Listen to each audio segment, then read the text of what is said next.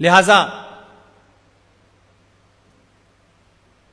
Islamic आतंकवाद को लेकर के अगर किसी को गलतफहमी हो, कोई यह कहता हो कि इस देश की सुप्रीम कोर्ट ने सारे तथ्यों के आधार पर 150 साल के बाद अगर बाबर की बनाई हुई मस्जिद के ऊपर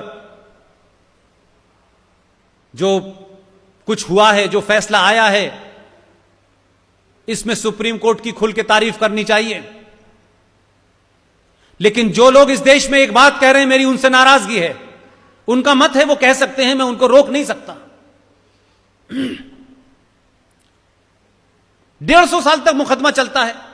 मुकदमा क्या इस मोहब्बत में चलता है कि नहीं हम साथ साथ रहेंगे, मुकदमा चलाओ हमारे ऊपर।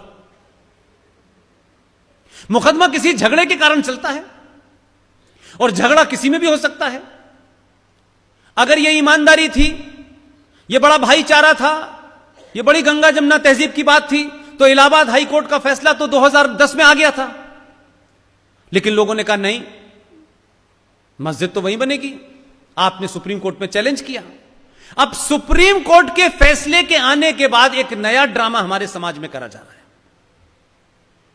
और यह कहा, देखिए मैं फिर कह रहा हूं, इस बातचीत से जो मैं कह रहा हूं उसमें सरकार को मैं अलग करता हूं।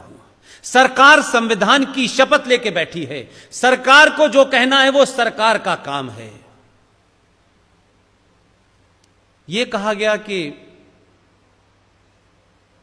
इस फैसले के बाद हमें खुशी नहीं मनानी चाहिए, हमें सौहार्द स्थापित करना चाहिए। यह सबसे बड़ा झूठ है। अगर मेरी खुशी से जो 500 साल के बाद मिली है, लड़के मैंने ली है, तो उसकी खुशी मनाने से अगर कोई दुखी होता हो तो 100 बार हो जाए। अगर मेरी खुशी से किसी को दुख है तो वो दुखी होना चाहिए।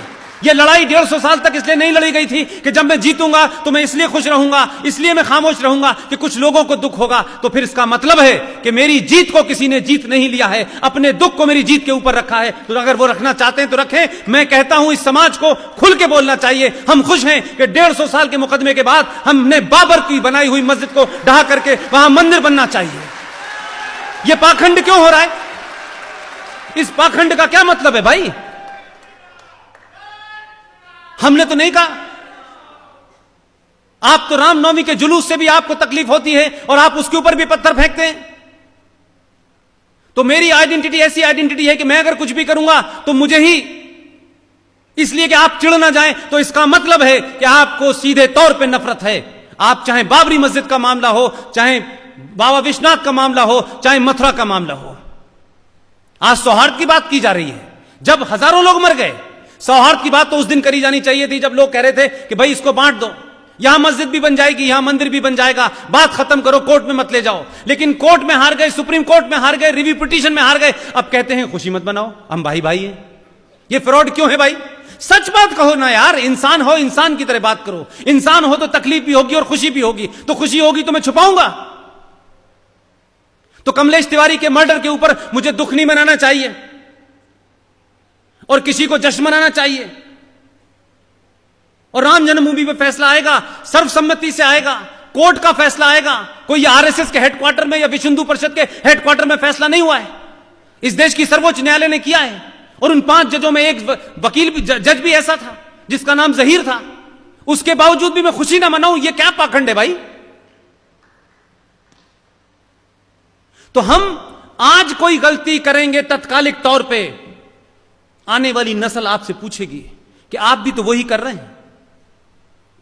हां, आपकी कोई मिसाल 5000